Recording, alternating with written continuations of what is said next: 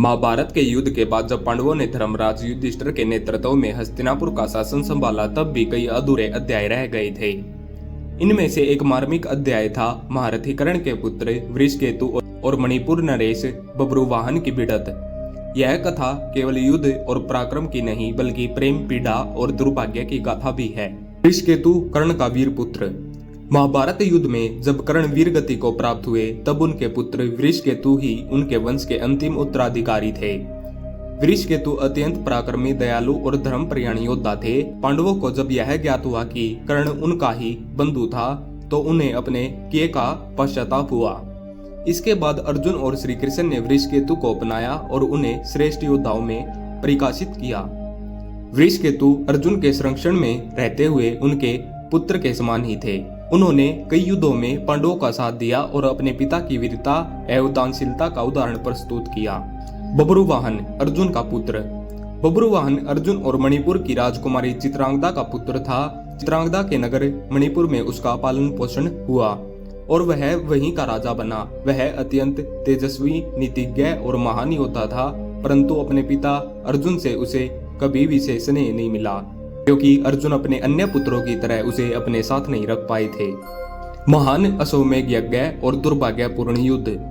जब युधिष्ठिर ने अश्वमेध यज्ञ करने का निश्चय किया तब अर्जुन को यज्ञ अश्व के साथ विभिन्न राजाओं को जीतने भेज दिया। इसी क्रम में अर्जुन का घोड़ा मणिपुर पहुंचा जहां बब्रुवाहन ने उसे रोक लिया।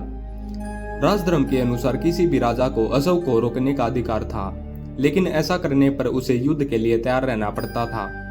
बब्रुवाहन ने अपने पिता अर्जुन के घोड़े को रोका जिससे यह भयंकर युद्ध हुआ। यह युद्ध मात्र सत्ता की लड़ाई नहीं थी बल्कि एक पिता पुत्र के बीच अज्ञानता और नियति की विचित्र परीक्षा थी। अर्जुन के साथ वृषकेतु भी इस युद्ध में थे। वृषकेतु अर्जुन का अन्य भक्त था और उन्हें अपना गुरु एवं पिता तुल्य मानता था। युद्ध में जब बब्रुवाहन ने अर्जुन पर घातक प्रहार किया तो वृषकेतु अपने गुरु को बचाने के लिए आगे आया। वृषकेतु का बलिदान। बब्रुवाहन एक महान धनुर्धर थे और उसने युद्ध में अर्जुन को गहरी चोट पहुंचाई। जब वृषकेतु ने अपने गुरु अर्जुन की रक्षा के लिए बब्रुवाहन से युद्ध किया तो नियति ने क्रूर खेल खेला। बब्रुवाहन वृषकेतु को पहचान नहीं पाया और पूरे वेग से अपने दिव्यास्त्र का प्रयोग कर दिया। ब्रह्मास्त्र के प्रभाव से वृषकेतु रणभूमि में वीर गति को प्राप्त हो गया। जैसे ही बब्रुवाहन को ज्ञात हुआ कि उसने अपने ही चाचा तुल्य वृषकेतु का वध कर दिया वह अत्यंत दुखी हुआ। अर्जुन भी शोक से व्याकुल हो उठे। पश्चाताप और पुनर्जन्म। जब बब्रुवाहन को अपने कर्तव्य का एहसास हुआ तो वह अपनी माता चित्रांगदा के साथ बहुत रोया। उसे अपना ज्ञानता और गहरा पश्चाताप हुआ।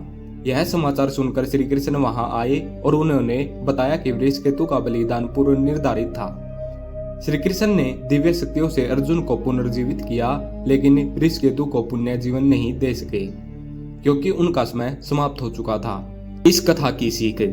वृषकेतु और बब्रुवाहन की यह महाभारत की कथा एक करुण गाथा है जो हमें सिखाती है कि कभी कभी नियति मनुष्य के साथ क्रूर खेल खेलती है।